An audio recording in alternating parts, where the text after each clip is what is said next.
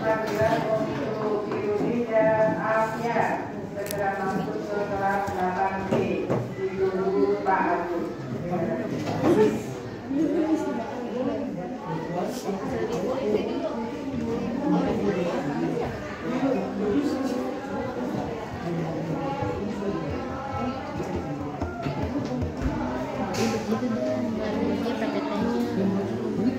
Dia bikinnya PPT pakai PPT pakai aplikasi PPT langsung kita kan Canva ribet cowok dia kayak gua nggak ngerti cara buat PPT gitu tuh. Iya PPT.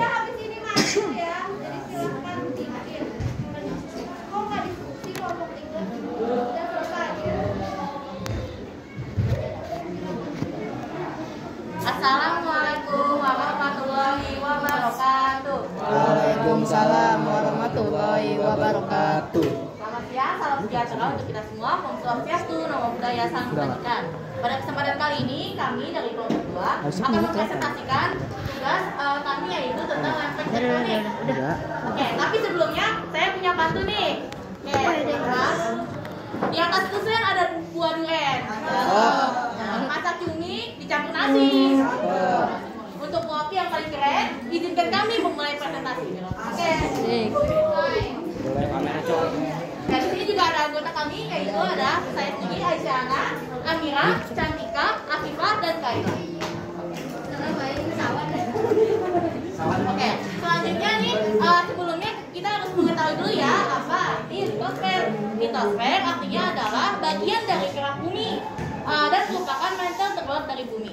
Litosfer terbuat dari dua kata yang berasal dari Yunani, yaitu litos yang artinya batuan dan kaila yang artinya lapisan. Jadi litosfer adalah batuan. Nah, ibarat litosfer ini nih ibarat karton yang dipotong kecil-kecil lalu dimasukkan ke dalam baskom yang ditaruh air panas. Nah, pastinya kertas itu akan bergerak kan. Nah, itu sama saja seperti pergerakan lempeng litosfer. Tapi bedanya pergerakan lempeng litosfer ini bergerak jauh lebih lama daripada kertas yang dipotong kecil itu, karena cairan yang di luar inti bumi jauh lebih pekat dari air biasa. Okay. Nah teman-teman, di dunia ini ada banyak lempeng ya. Misalnya nih, seperti kita lihat gambar ini ada lempeng Antartika, lempeng Skotsia, lempeng Amerika Selatan, lempeng Afrika, dan lain-lain.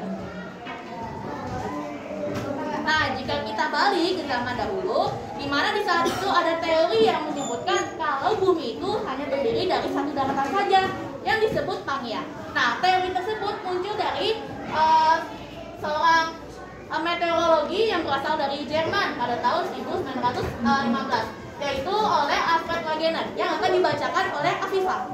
Menurut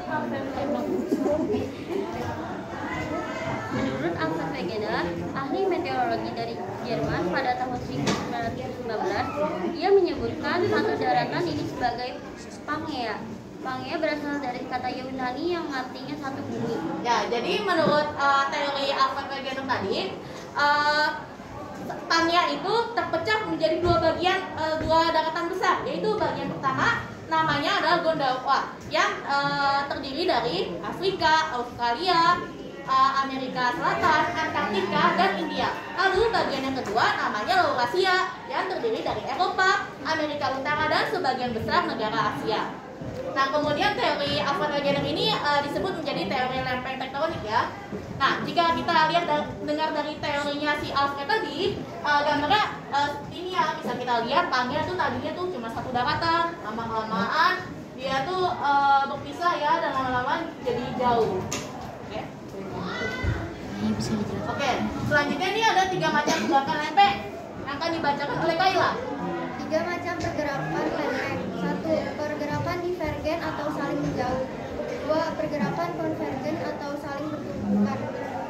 3. Pergerakan transform atau saling berpapasan. Oke, di sini bisa dilihat ya contoh-contohnya. Ya. Itu divergen, yaitu tadi yang saling menjauh. Contohnya seperti gunung berapi di tengah samudra. Lalu konvergen, yaitu yang saling bertumbukan, itu contohnya membentuk pulau, misalnya seperti Pulau Aleutian di Alaska. Nah, lalu transform, yaitu yang saling saling berpapasan. Contohnya seperti patahan di San Andreas. Nah, San Andreas ini terjadi karena pergesekan yang terjadi antara benua Samudra Pasifik dengan benua Amerika Utara. Nah, pasti teman-teman sekalian mungkin bertanya ya dalam hati, kenapa lempeng itu bisa bergerak? Lempeng bisa bergerak karena terjadinya konveksi yang terjadi pada astenosfer. Nah, ada yang tahu nggak arti astenosfer di sini apa? Enggak. Ya, maka akan dijelaskan oleh Magita Cantika. Astenosfer adalah lapisan yang berisi cairan pekat karena di dalamnya mengandung lelehan batuan yang letaknya tepat berada di bawah litosfer. Oke, silakan baca, Mbak. Bila lempeng bergerak, maka sejumlah energi akan dilepaskan berupa gelombang seismik atau yang kita ketahui sebagai gempa bumi. Nah, jadi selama ini